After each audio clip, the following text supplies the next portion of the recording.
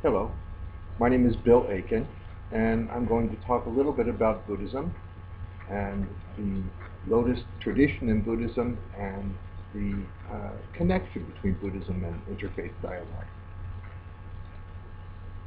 The word Buddha comes from Sanskrit, and it refers to um, the act of opening or the act of awakening. Literally, Buddha means awoken one.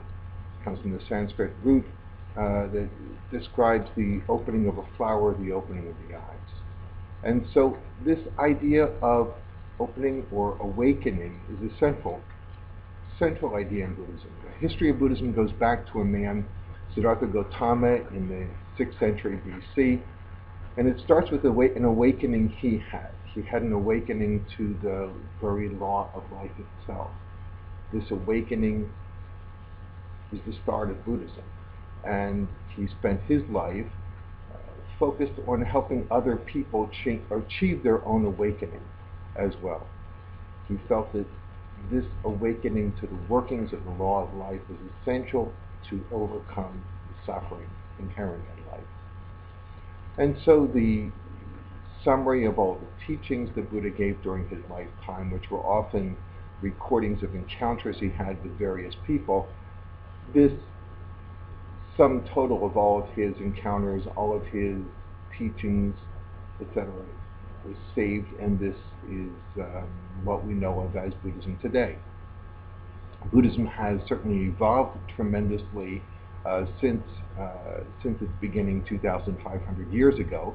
It's taken on different expressions in different countries, and just as Christianity has many different schools of interpretation, so does Buddhism. I'm going to talk a little bit about the Lotus school of Buddhism, and that is based on the Lotus Sutra, which was probably one of the most influential sutras from the Buddhist time. The core of the Lotus Sutra is the belief that every person, no matter what state of life they are in at that moment, has the potential to manifest the life of the Buddha. In other words, they have the potential to manifest the qualities of wisdom, of compassion, of joy, a solid sense of self, purity, etc. Also, we have the capacity to manifest fundamental ignorance. We can manifest greed, we can manifest anger, we can manifest ignorance. On a moment-to-moment basis, the choice is ours, and this is the human condition. In any given moment, with a given set of circumstances, will we manifest wisdom, will we manifest compassion, or will we manifest greed, anger, and ignorance? And it's at that juncture that the importance of Buddhist practice comes into play. Buddhist practice is for us a way of opening up the cosmos of the inner self, to really begin to open up the inner self, to cultivate the inner self, to pull out the weeds of greed, anger, and ignorance, and to cultivate and nurture the qualities of wisdom and compassion. It takes on different forms, meditation, reciting of teachings, mantra recitation.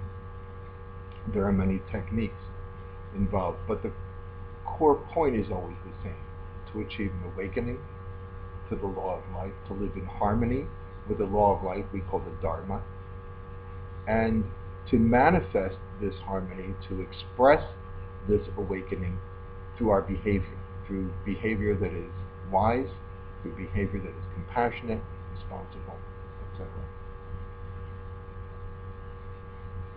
Buddhism and interfaith, I think Buddhism is seen generally as a religion of tolerance, in that it looks not with an uncritical eye towards all systems of belief, including its own, but that it doesn't attach too much importance to one's label as their own religious label, saying only people with the label Buddhist can be saved. Rather, Buddhism looks towards how can we develop the most important human qualities. And to the degree that any religion helps us to develop wisdom and compassion and helps us to respond constructive way to the issues we face today. I think Buddhism sees a very rich area for working together with other religious traditions, and I think it's in this area of working together that is the richest part. As I said before, wisdom brings the virtues of wisdom and compassion, which are central to the Buddhist tradition. Other traditions bring a strong sense of justice, a strong sense of social justice. But I would say a strong sense of social justice, if it's not tempered by wisdom and compassion, can sometimes run a little extreme, can sometimes itself be damaging.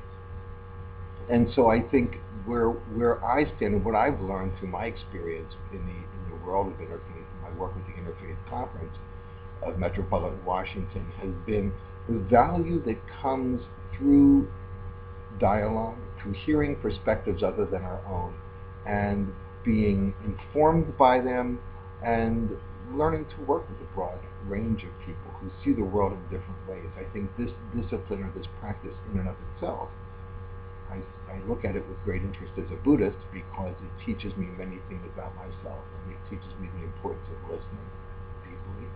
It teaches me the importance of deeply considering viewpoints that are not my own but may have great value. So I think in the realm of interfaith, we have a lot to learn from each other, and I think with good listening and engaged, committed dialogue, we can bring this to good fruit.